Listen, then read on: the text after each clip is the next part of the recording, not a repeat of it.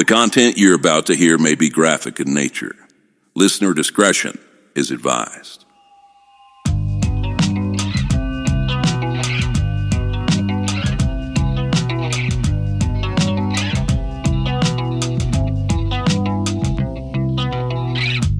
Oh, how I wonder what it's like to relax.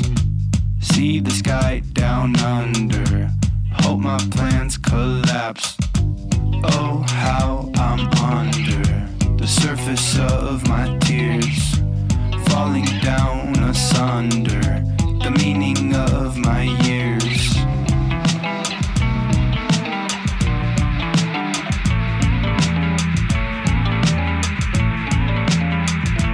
This is True Crime XS.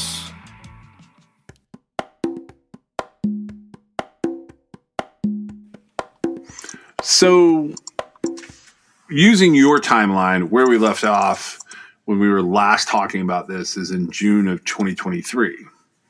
So that's a lot more recent, and I'm sure, I think you and I both used the word tedious at the same time to describe some of how this is going, but to a degree, you get some movement out of this. It feels like at first, right? Yeah, I mean, it's all steady movement. It just sometimes you got to go back to go forward. Right. So the literal place we left off, new evidence has been sent out to forensic testing lab at, is it Southwestern Forensic Institute of Forensic Science? Yep.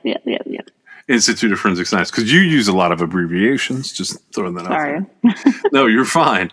But at the same time, you start submitting other police records requests, including some requests for one of the suspects at first who had been charged with murder in 1986. Mm-hmm. Yep. Now, you're going to get an update on that later, but do you ever really get conclusion on what happened with that other murder? Yes and no. All right, you're going to have to explain that one. I believe it was no billed by the grand jury on so that it was charge. Something they followed through on, but then it just doesn't end up being adjudicated. Yes, that's a good term to use. You're good at those terms. Yes, that's exactly right. And I'd say in terms of your timeline and in terms of the investigation you're doing yourself, this is where the responses that you get to your police records requests start to get really either long-winded or nonsensical. I don't know which way you want to look at it. I'm going to read a couple of them that I highlighted in here because I think people need to understand that, like, it's not a wall unless you let it be a wall, but I don't know how you make this a door. This one says, and this is a response that you get in September of 2023 related to that murder charge. It says the requester consents to the redaction of information that is subject to the mandatory exceptions, provided such redactions are clearly labeled on the information you receive. You are not required to agree to redaction of any information since you agreed to redactions in this request and the city is redacting mandatory exceptions based on consent, then you may request the redacted information in a future new request. And they kind of stack a second piece of legalese on there. And they say the requester consents to the redactions of information that is subject to discretionary exceptions. You see, this is all just vomit. This is legal vomit right here. This is how they it's kind of word salad. Oh my gosh, yes. And the rest of that's the same, but they remove the word mandatory and they replace it with discretionary. And they basically say that you can request that redacted information in a future new request. But who would know that? Any normal person would never know that, like, from that, passage. Right.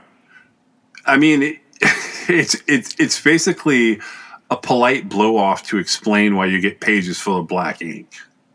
Right. And like also kind of makes people be like, okay, never mind. Screw this. I don't know what they just said, but I am over it. Like, just a hoop Right. to jump through. So that same summer in June of 2023, you take the time to put forward a police records request because we have this suspect number 3 where you discover that he was charged for breaking down the door of your aunt's apartment and attacking her just 2 weeks before she's eventually murdered. Yep. How did you get that information to know that existed, this suspect?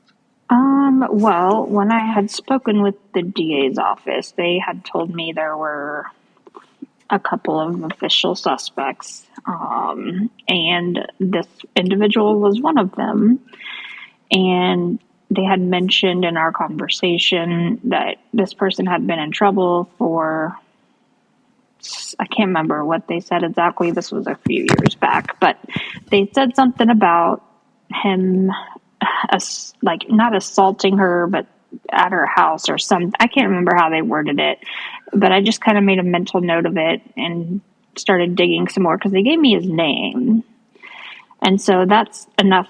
That's all I need before I can, open up a whole freaking universe into someone's life, at this point.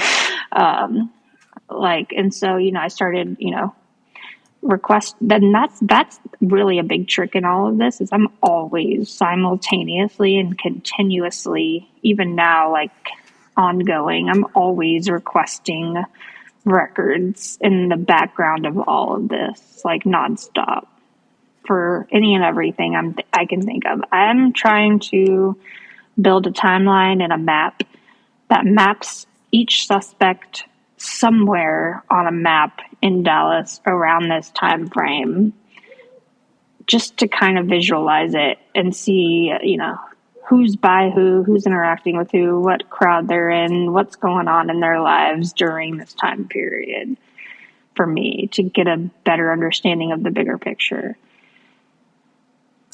Because ideally you want to basically paint the suspects either into or out of the picture of your aunt's murder. Exactly. And I want to know, like, if they were incarcerated at the time of her death, that would obviously, probably not be an option or something, and that kind of thing.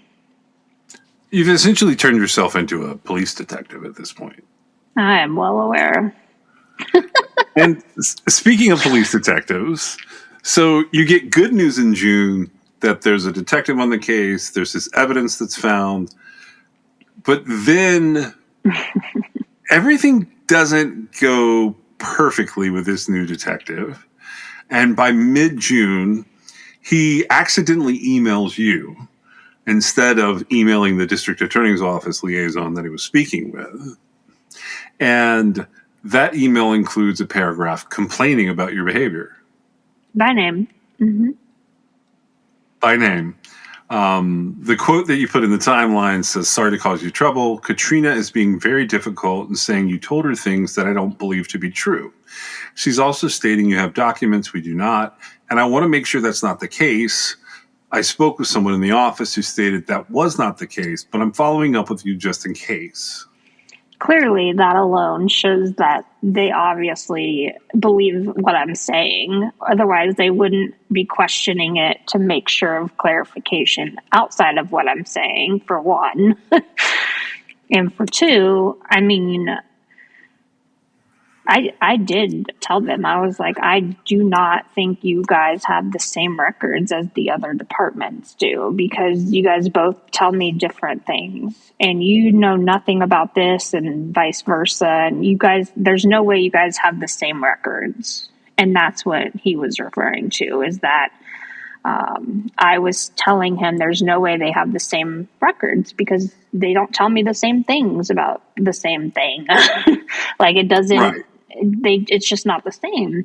And I wasn't even saying it rude. I was saying, like, you guys don't have the same information, maybe you should like get together and like compare notes or something. Make sure you're all on the same page here. Were you polite about it, or were you frustrated? Well, I mean, I was frustrated, but I can still be polite while I'm frustrated. Well, once I got that email, though, that's a different story. I would be very angry if someone copied me on that email or sent that email to me instead of the other person they were trying to send it to. Well, I responded to it to make sure it got to the right people. Like CC'd them on it so that it went to the correct individuals and the rest of the department too. But just to make sure it got there to the right people. And what's the overall response there? Oh, I got a voicemail. I got a phone call not long after that. And it was an apology, a big apology.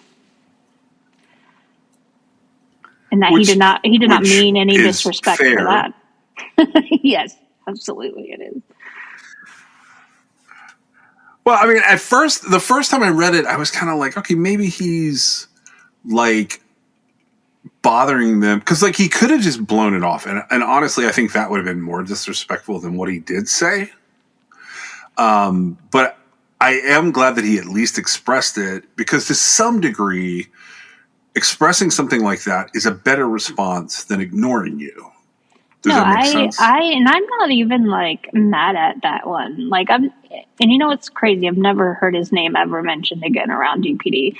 Interestingly enough, after that, but he was very like polite on the phone when I would talk to him and everything. It just seems like, to me, it seemed like he was a new guy who was just put on, that department, and he was kind of, unbiased and didn't have all the information about the case. And then something changed in there, and he was convinced otherwise. I don't know. I'm just speculating here at this point, since no one talks to me or tells me things.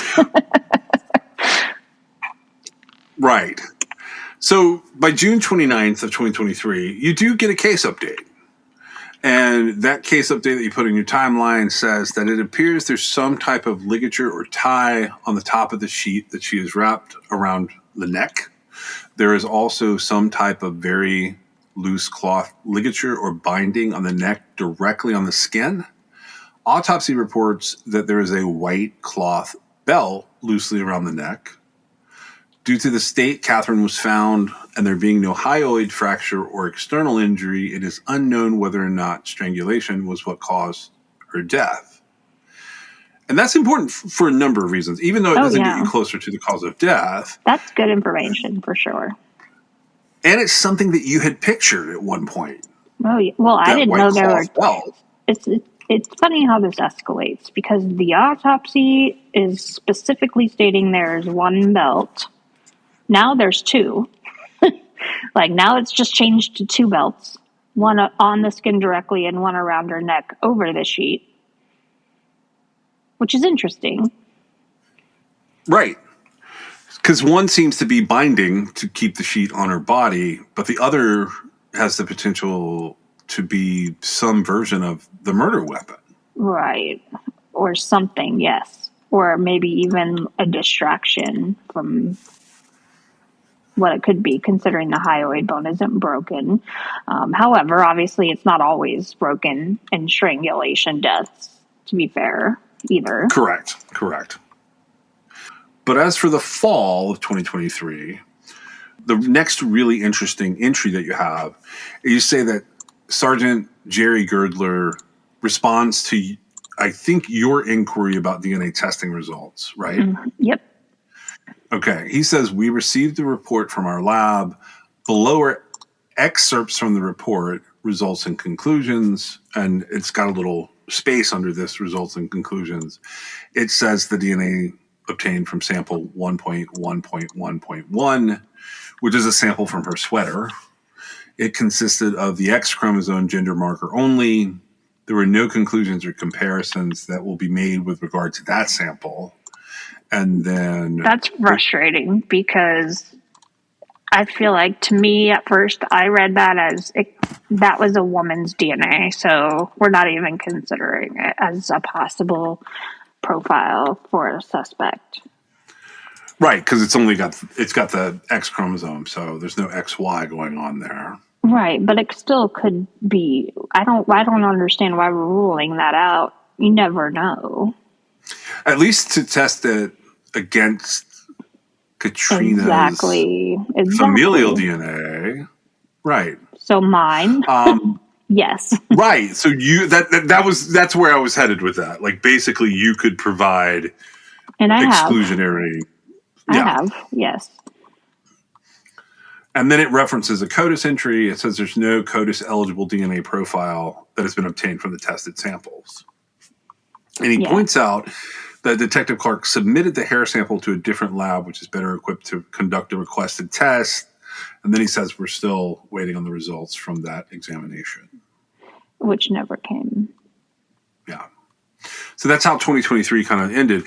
But that after the CODIS entry, that's basically it for 2023. And you do continue to ask for information, but you're not going to see much more information until early 2024, right? Yes. So one of the things that happens is right there in January, over a month after a request that you put in, that more interesting suspect who had been accused of breaking in the door and attacking your aunt 2 weeks before she dies, you get some responses related to the arrest. Well, first off, I want to say that this individual kicked her door down and attacked her with a loaded firearm. It had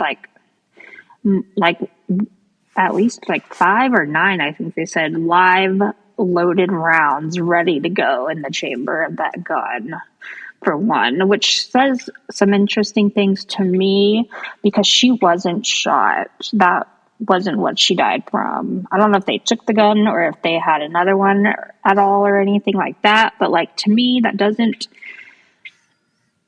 automatically make me go straight to him and only him still. Right. Kind of a thing. So are you ever able to rule him in or out from this information, or is he still a really good shot despite the fact that we'll just say strangulation and shooting are very different things? Yeah, I don't think that's his style. But obviously, I'd never rule anything out without absolute certainty. And he's also the only suspect that's deceased. Interesting. Yes. And in your background work, were you able to find out how he became deceased? I was not, but he was quite older. And he was married at the time as well, which is interesting. I'm not sure why yet. We're talking about X chromosomes. I'm just saying. Yeah. I mean, a couple of these suspects were married actually at this time. Which, again, the female DNA, I do not think should ever be ruled out in this instance for that reason alone. You never know. Right. So 2024 starts to annoy you a little bit. There's quite a few, I would call them roadblocks. I think that you look at them as steps to take further down that hallway that has endless doors. And you get sort of a new liaison. Challenges. There you go. You get sort of a new liaison with Dallas Police Department. And it takes you a couple of months, but you get to the point. You start basically laying out some of the information about this suspect where you are trying to you're just trying to piece together all of these. I don't know how to describe them exactly. It's you have the puzzle pieces. I just got to put them together. Right. You're trying to figure out what's missing from the box. You can see the picture. You've got all the pieces, but you don't know how to make the pieces look like the picture. Exactly. That's a good way to word it. Yes. You start getting very frustrated. I noticed that one of your emails ended with, I'm going to attach the police report from this incident for you, and hopefully someone, capital letters, anyone, will read it. And you leave your phone number with the not sarcastic all comment in case your phone starts working. Yeah, their phone. Apparently, a homicide detective doesn't have a working desk phone. Oh, my. I know. It's wild. And for 6 months, too, at least. And you reach out to him again in August, basically asking what the progress is and why you haven't heard from him. At this point in time, you're still getting like coverage on the case, but you're doing it all yourself. Different podcasts and YouTubers have now covered it at this point. You've got a decent following going on, but no sway with the police in terms of just answering what some of them are more complicated questions, but a lot of what you're asking for is pretty simple. Exactly. And I started just making sure that, I kind of had that internship in my back pocket a little bit for contacts, of course. And so that was kind of my, I don't want to say worst case option, but like it was kind of what I was going to have to do if nothing else worked. So I started, including some of these other individuals with the email chain on them. Like can somebody do something? Like, I guess I'm just not getting any response from anyone. So can anyone within this entire law enforcement organization, like, acknowledge receipt of this or what's going on? And so they kind of start to message back a little bit. They do. And by the end of the year, they're starting to respond more specifically, saying we have no control over the labs, essentially. When that happens, do you still feel like you're being taken seriously with the conversations that you're having with the Dallas Police Department?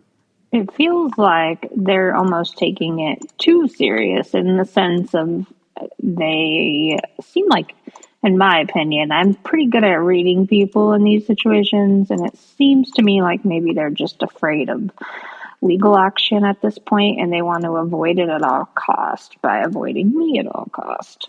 But I could be wrong. Hopefully I'm wrong. Well, okay. I don't think you're wrong. And I don't actually, like, having seen your messages that you've sent, like, because you've been including those as the years go along, and it gets a little more confusing to figure out what they're doing, which I'm sure must be infuriating. It is. While you are asking some complicated stuff, you kind of turn the corner from 2024 into 2025, asking very simple questions. And I did notice that you emailed one of your contacts from the DA's office in early 2025. And they agreed. They're like, these are simple questions. I'm not sure what is going on. You put a quote in here that I wanted to ask you about, and I'm not going to dime out these people, but you said at one point that you had a concern that one of the people at Dallas Police had told reporters inquiring about the case that this was, quote, simply an overdose. I have a lot more cold cases to work on that would be more entertaining than this one. Yes, that,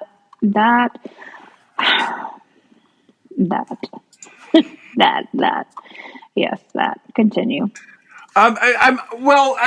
Look, when you have to deal with police who think things are or are not entertaining, meaning they're becoming a part of the true crime problem that we have in this country. Yeah. That has to be like infuriating, because the way I've always understood what you're doing, and it's one of the reasons I like talking to you and I like entertaining questions where you text me on a Sunday afternoon and want to know about a 40-some-year-old murder in a shopping center or a motel that has nothing to do on the surface with what I was thinking about your case. It drags me in too. Now, while that is wildly entertaining, is there any part of you that's ever gone, I really just want to be famous because of my aunt's murder? No. Why would I want to Right. be famous? That could make me a target. Right. I'm not And trying to die either,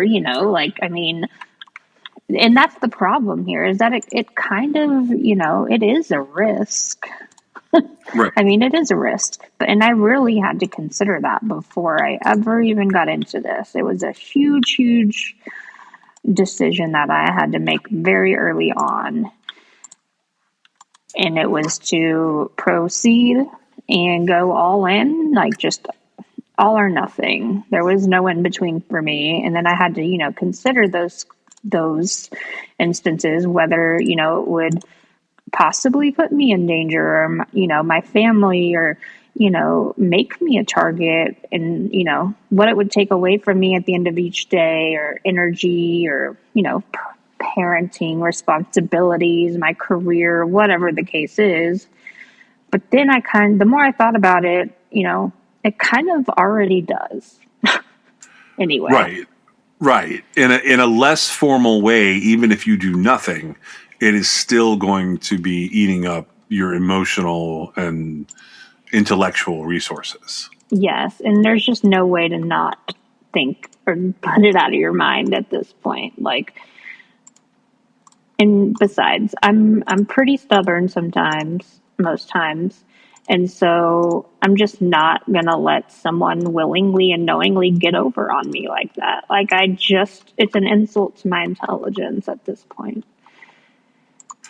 And I would say that you're in a unique situation from the perspective of having lost 2 aunts to violence and then having lost your mom much later because of the violence to your aunts. Right. And the lack of action with it. Right. It feels like you're sort of carrying the torch in a very macabre way. Mm-hmm. Because if you don't, no one will find this case entertaining enough to solve it. I don't care if people find it entertaining, if that's I'm what they at the need, Dallas police. Right. But if that's what it takes, then do it and let's get on with it. Whatever the case is, I just want some answers. And that's what you're asking for. And I have to say it this way, all of 2025. You are constantly putting in very specific records requests, mind you. You're not lobbing softballs in the dark. You're asking for specific pieces of paper. You're asking for specific notes, reports, incident reports, arrest records of the Dallas police. And you do, again, complain to the DOJ in the middle of all this, which I don't blame you at all. And they do look at it, but they basically say, we're not doing anything about this as far as the federal Department of Justice. Right. But they won't ever be able to say that, the reason why nothing was done is because I didn't submit it. That's true. Do you end up getting in 2025 anything that you look at and go, this is noteworthy from the perspective of like what I need in order to move forward with my investigation? Well, not from them, of Right. course. I just don't understand how the first DNA test item was done so quickly after they submitted it, and the rest of them are just no idea, timeline, estimate, nothing, just nothing, even though they were submitted together. Have you ever seen like the case limitations on like DNA testing? I think you probably would have seen it in the Prosecutors Academy where you have to choose so many items. Yeah, and we didn't choose too many, I don't think. I don't think they kept the right items to begin with, but I can't be picky at this point. What we have is what we got. But I think it's interesting that it's also at 2 separate labs, 2 totally separate labs, and neither of them happen to have anything. So finally, October 2025, you do get a response from the medical examiner. Mm-hmm. And it's basically, hey, send us your money. Of course. And you send in another complaint by the end of December. So when you're doing that, do you end up getting something from the medical examiner for that last little bit, say October 2025? Do you get anything back from that you look at it and you go, all right, well, I can add this to what's going on? Well, kind of. That's still actually in the works. And well, for one, they do a lot of old school ways, like paper checks, like writing a check. Nobody has checks. Or money orders are not all that easy to go get randomly, like at the gas station. And so just kind of another couple of hoops to jump through. And so who was it? I was talking with someone one day and they mentioned it was someone who works in forensic in the medical examiner's office in another state, basically. And they were like, that's not the whole report. And they just kept telling me that. They're like, that's not the whole report. I promise you that's not the whole report. You need to go ask for all of it. And I'm like, seriously? Like, why would they just not send the whole report? Because I didn't know what an autopsy looked like. Right. And so, sure enough, I call them up one day and ask. And they do have more. Apparently, like quite a bit more. But you haven't seen it. Not yet. And so you close out the timeline doing something that I'm just going to highlight it. I'm not going to go over specifically what you did in terms of like numbers that you're calling. But you've kept a log, an ongoing log of how you've like attempted to contact the Dallas police. Mm-hmm. What made you start? Was the lack of answers like the reason that you start keeping that log? Yeah, I mean, among other things, I just don't understand how a police department doesn't answer a phone. Like, how is that possible that a huge police department like that just doesn't answer the phone? And I'm not just calling one number. Like, it's a lot of them route back to the same switchboard number anyway, but Right. I know like one time the receptionist lady gave me the cell phone number of one of the detectives. And so I called it, and then the number that their voicemail has on there isn't even the same number you called, which gives that away like immediately. So then I write down that number on the voicemail because it's like they're having it forwarded to their cell phone or something on a work number or a work like VoIP or whatever, line or something of that sort. But then like didn't think about the fact that their voicemail has their actual number on there. It's the little stuff like that I'm just like, oh, you guys, come on. So it's like, I've called like, these are just like all within the Dallas Police Department, homicide, special investigations, cold case, within that whole department, like on all of those call logs. Right. But it's not like you're calling the same number over and over. You're just taking different avenues to attempt to get some answers to inquiries that you've submitted formally and updates that like should be happening at some point. You're not even like, just as my opinion, you're not even rising to the level that it would be annoying because like you're spacing your calls, like some of them start at the end of June, some of them are the 1st of August, some of the 1st of September, 1st of October, 1st of November. You're simply like trying to get on the radar. It looks like almost in 30-day increments. Yeah, I mean, the way most follow-up would work for like any job on the planet that didn't have a tight deadline. Well, yeah, and plus, I do have actually like a full-time job that I have to keep.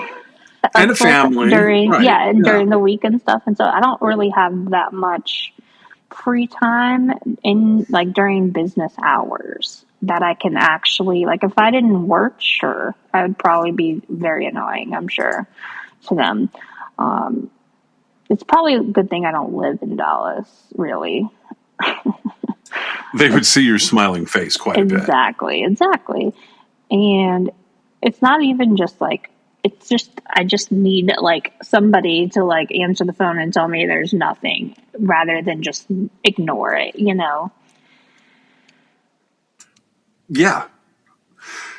So a couple of like things I wanted to bring up. You put them in the timeline without a date. You talk about the fact that she had moved around with one of the people that ended up on the suspect list, even to Houston for a short period of time. That is the strongest suspect to me. Okay. You point out that, and I think it's another suspect is married as well. There's several of these guys are married, right? Mm-hmm. But I didn't know that, of course, when all this started. I found that out when I built out their family trees on Ancestry and started triangulating their DNA.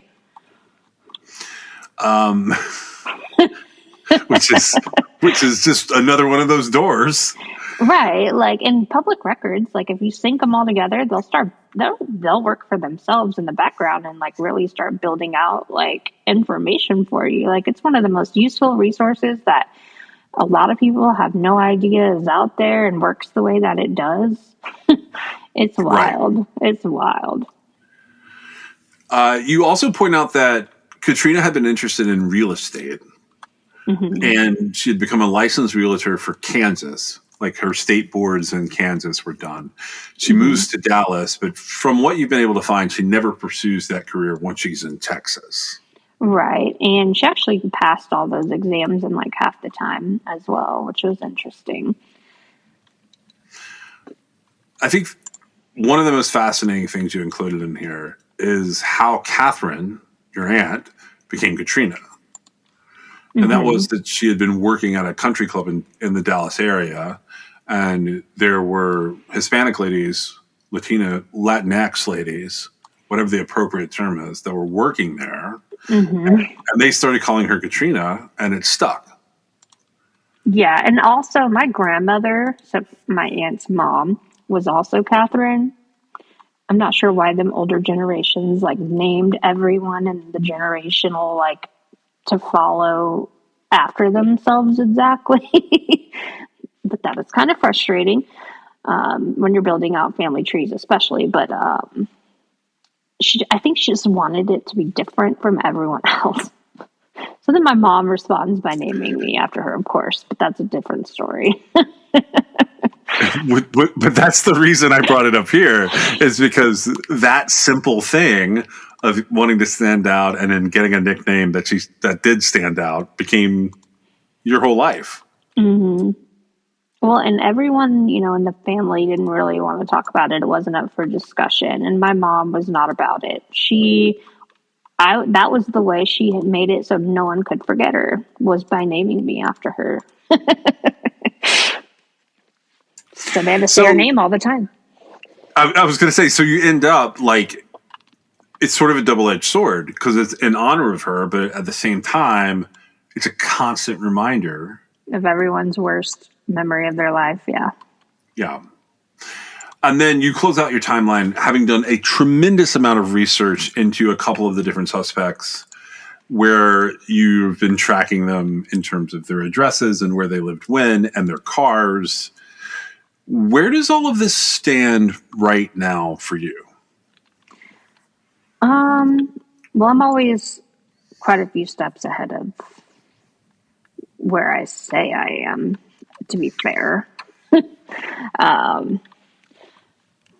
I guess at this point I'm more in the monitoring and kind of observing, in a sense, phase or stage, in the sense of where sometimes you have to kind of step back in order to see a bigger picture or have it come to you naturally like that. You can't force some things, I've noticed. And a lot of these ideas come to me when I least expect it or when I'm not trying. And it's frustrating as well sometimes because it'll be in the middle of something completely unrelated that I have to focus on. It's like my brain's always in overdrive here, but I can only imagine the Post-it notes. yeah, you should see the files I have. I've got a whole, like, just entire room of, like, cabinets full of documents. And they're all electronically, too. I've made the point of keeping them all electronically as well as a physical copy. So even if you are able to put together from like pending lab test or pending medical examiner's request, like a specific person, a specific time, and to essentially put a name to the person who was so violent to Catrina that she died, that's not really the end of all of this for you, is it? It depends. To me, in my opinion, I don't want to leave it open-ended at the end of my life. I don't think that the entire generation of my mom and both of her only sisters, all three women, I don't want them to die in, with this kind of a reputation when it's not. It's unwarranted and it's inaccurate and it's really just condescending and it's just not right. Like, I'm not judging anyone either, it is what it is, but it's not right. This isn't what it is. That wasn't what it was. Right. There's an element where if we had a time machine and we could go back, it should have never been in the newspaper. That's where it all started. That's what stopped the investigation before it ever had a chance to start. Them blowing it off in the newspaper. Them in the newspaper with the headlines of it being a drug overdose. It immediately casted doubt. It immediately dismissed any speculation or question about any other possibility but that. It immediately shut down any question of anything else before it even had a chance to begin. And there's so many cases like this around the country. Yes. There are. But even if even if it was a drug overdose, I'd still want to know, either way, regardless. But that should have been in the medical examiner reports if that's what it was. Right, and it wasn't. Right. And so I know I sit around. Right, it is a problem. And I sit around waiting for toxicology results today in 2026. And if something were to happen tonight and I needed, from an event tonight, toxicology results, I would have preliminary results in 3 months and a final report in 18 months. Yeah. Yeah. And actually, I got my mom's results back from her autopsy and toxicology that they did. They did it pretty thoroughly, even during COVID too. And that did not take that long. Did she pass away quickly? Or is she in a hospital? Nope. She passed away in a night, overnight. Right. In her sleep, basically. Okay. Kind of. I sometimes if I have someone who's gone into for whatever reason has gone into a hospital and passes away in the hospital, I do get them quickly then. Yeah, no, she wasn't in the hospital. Okay. I mean, it was never it was a situation where an ambulance didn't even come. It was the coroner. Gotcha. Well, so I've asked you a lot of questions over the course of us doing this. Is there anything I haven't asked that you feel like people need to know? The media can be your best friend and your worst enemy.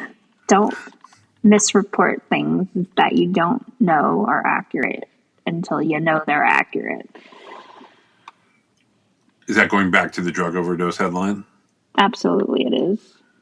Yeah, that's one of the things about this case and that was the reason I brought up the timelines that I deal with, is because sometimes, like, getting a story out, the truth is kind of a secondary and very fungible asset in it all. Well, it's just interesting, and it would be different maybe, I feel like, if they had, like, come back with an article and been like, never mind, it wasn't actually that. Right. You know, like anything like that, any correction or any, like, heads up maybe to the family would have been cool. Like, everyone in my entire family just, like, had no idea. They went to their graves thinking this was a drug overdose the whole time. No one ever knew it as anything else.